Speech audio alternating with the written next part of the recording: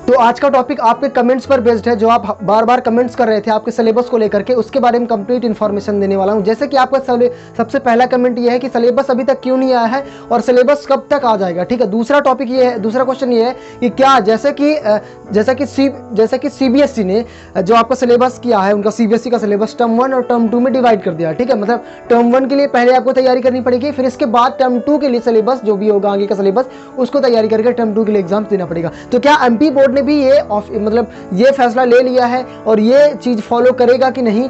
ठीक है, साथ ही साथ क्या आपके सिलेबस में इस बार भी कटौती की जाएगी? जैसे कि पिछले साल आपके 30% आपका सिलेबस कम कर दिया गया था, तो क्या इस साल भी आपका 9वीं से लेकर के 12वीं तक का सिलेबस कम किया जाएगा कि नहीं किया जाएगा? सारी कंप्लीट इन्फॉर्मेशन आज की वीडियो में दूंगा, तो इस वीडियो में एंड तक जरूर बने रहिए और चैनल पर भी आप नहीं तो चैनल को सब्सक्राइब कर लीजिएगा इसी प्रकार की वीडियोस पाने के लिए। चलिए शुरू करते हैं आज के इस वीडियो को।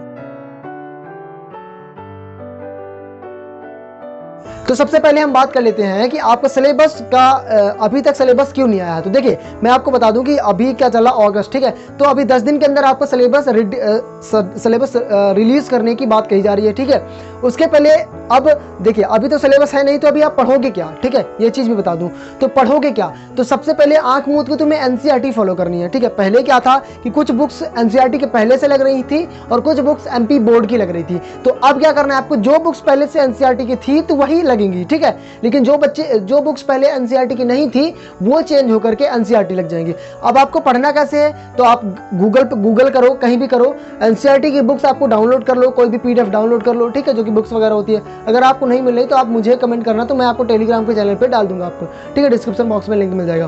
तो आपको क्या करना है, सबसे पहली बात क्लियर रखो कि आपको पढ़ना केवल एनसीईआरटी है। ठीक है, मैंने स्कूल में डिस्कस करके बात करी है। ठीक है, और मैं जब खुद अपने स्टूडेंट्स को पढ़ाता हूं तो मैं खुद ये चीज आपको क्लियरली बता सकता हूं। तो आपको एनसीईआरटी की बुक्स फॉलो करनी है 9 से लेकर के 12 तक के बच्चों की। अगर एनसीईआरटी पहले से है तो कोई दिक्कत की बात नहीं है। ठीक है, दूसरी बात करें ये कि क्या आपके सिलेबस में कटौती होगी 30% की इस बार भी कि नहीं? तो देखो, पहले ये चीज क्लियर रखो कि आखिरकार सिलेबस में कटौती हो क्यों रही है और होगी क्यों और हुई क्यों थी। तो पिछले साल की बात करें तो 30% सिलेबस में कटौती इसलिए हुई थी क्योंकि आपके क्लासेज या कि स्कूल्स वगैरह प्रॉपरली रेगुलर तरीके से नहीं लगे थे। ठीक है, अच्छे से तरीके से तैयारी नहीं हो पाई थी, बच्चों की अच्छे से पढ़ाई नहीं हो पाई थी। इसलिए आपके बोझ को कम करने के लिए, जो पढ़ाई का जो वजन था उसको कम करने के लिए 30% आपका सिलेबस कम कर दिया गया था। लेकिन इस साल आपके स्कूल्स ओपन हो गई हैं, रेगुलरली आपको स्कूल भी लगनी है, तो अभी ऐसा कुछ भी नहीं कि आपके सिलेबस में कटौती की जाएगी। ठीक है, तो अभी ये मत सोच लेना पहले से कि अभी अरे क्या करना है, अभी पढ़ के क्या फायदा, बाद में सिलेबस कम हो गया तो ये पढ़ ले, इसे पढ़ लिया तो ये वेस्ट चला जाएगा, इसे नहीं पढ़ा तो ये वेस्ट चला जाएगा। ऐसा बिल्कुल नहीं सोचना। अभी ऐसा कुछ भी नहीं कि आपका सिलेबस कम किया जाएगा, क्योंकि स्कूल्स आपके ओपन हो गई है। सिलेबस इसलिए कम किया जाता है क्योंकि आपकी पढ़ाई अच्छे तरीके से नहीं होती, स्कूल्स आपके ओपन नहीं हुई थी, इस वजह से। तो अभी कोई ऐसा फैसला नहीं है। तो अब आप कैसे पढ़ाई करोगे ये चीज भी जान लो। तो आपको क्या करना है कि आपको एनसीईआरटी का सिलेबस डाउनलोड कर लेना, बुक्स वगैरह एनसीईआरटी की आपको प्रेफर करनी है। ठीक है, और आपको 5 लेसन तक, 5 चैप्टर तक, ठीक है, 5 यूनिट तक आपको सारी सब्जेक्ट्स के अच्छे तरीके से उसी तरीके से आपको पढ़ाई करनी है। क्योंकि आपको भी पता हर मंथ आपका रिवीजन टेस्ट होगा और सितंबर के लास्ट वीक में आपका क्वार्टरली एग्जाम होगा। ठीक है, तो 5 चैप्टर तक आपको सारी चीजें पढ़ लेनी है। और अभी मैं इसलिए बता रहा हूं ताकि आप स्टार्ट तो करो, और क्या हुआ कि अगस्त तक में आपका सिलेबस भी आ जाए और ये भी पता चल जाए कि क्वार्टरली एग्जाम के लिए आपको कितना सिलेबस आपको प्रिपेयर करना है और कितना पढ़ के रखना है। ठीक है, तो आप स्टार्ट करो, 5 चैप्टर तक फिलहाल के लिए पढ़ो। ठीक है, और स्टार्ट कर ही दो। ठीक है, क्योंकि अब आपके प्रॉपरली रेगुलर तरीके से मतलब पहले की तरह आपके स्कूल्स अब कंटिन्यूसली लगने लगेगी। हालांकि बोर्ड ने डेट दिया है कि आपकी स्कूल्स वगैरह मतलब इन दिनों लगेंगी, 9वीं की 11वीं किस दिन, 12वीं की 10वीं किस दिन लगेगी, लेकिन कोई स्कूल ऐसे इसको फॉलो नहीं करने वाला और मुझे भी नहीं लगता कि ये सही होगा। ठीक है, फॉलो करने के लिए, क्योंकि यार अगर ओपन हो रही तो सब रेगुलरली लगनी चाहिए ताकि बच्चों की पढ़ाई प्रॉपरली हो सके। ठीक है, क्योंकि आपको रेगुलर चीजें फॉलो तो करेंगे कोविड ओविड का सब चीजें। ठीक है, अब बात कर लेते हैं हम कि आपको जैसे कि सीबीएसई ने टर्म 1 और टर्म 2 में आपके उसका सिलेबस डिवाइड कर दिया, तो क्या एमपी बोर्ड भी इस सिलेबस को डिवाइड करेगा? क्या एमपी बोर्ड भी इस चीज में कोई एक्शन लेगा? क्या वो भी चाहेगा कि बच्चों को मतलब टर्म 1 के लिए अलग तैयारी पढ़नी पड़े और टर्म 2 के लिए अलग पढ़ाई करनी पड़े और उसके बाद फिर जो तो एग्जाम्स हो? ठीक है, तो सबसे पहले ये चीज बता दूं कि टर्म 1 टर्म 2 है क्या। टर्म 1 टर्म 2 ये है कि आपका सिलेबस डिवाइड कर दिया जाएगा और टर्म 1 के लिए जो सिलेबस होगा उसको आपको केवल एक बार पढ़ना पड़ेगा और टर्म 1 के एग्जाम देना पड़ेगा। फिर इसको बिल्कुल नहीं पढ़ना पड़ेगा आपको, फिर जो बच्चा सिलेबस है उसे पढ़ना पड़ेगा और फिर टर्म 2 में आपको उतने का एग्जाम होगा।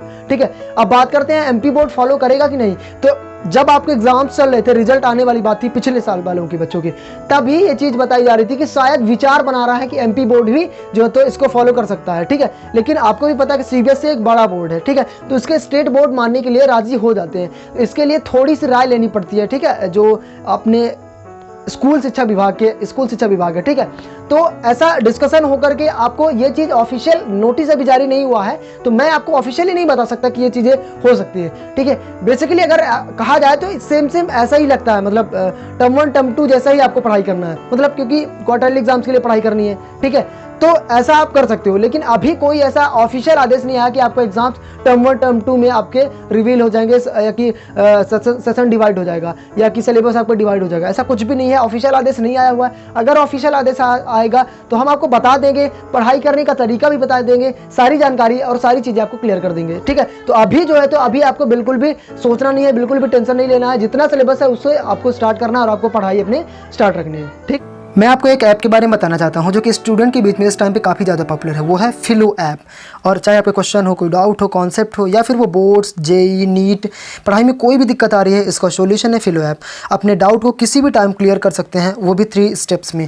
सबसे पहले इस ऐप को आपको प्ले स्टोर, गूगल ऐप से कहीं से डाउनलोड करना है। डाउनलोड करने के बाद अपने फ़ोन नंबर से इसको साइन अप कर लेना है, अपने क्वेश्चन का पिक्चर लेना है या फिर टाइप करके इसे सबमिट करें, और फिलो ऐप आपको 60 सेकंड के अंदर इंडिया के टॉप एक्सपर्ट से कनेक्ट कर देगा। आपके क्वेश्चन में आप कहना चाहते हैं कि बल्ब की पावर कितनी है। अगर बल्ब जो है वो 220 वोल्टेज पर ऑपरेट हो रहा है, राइट। इस बैटरी का जो वोल्टेज है वो आपको गिवन है 220।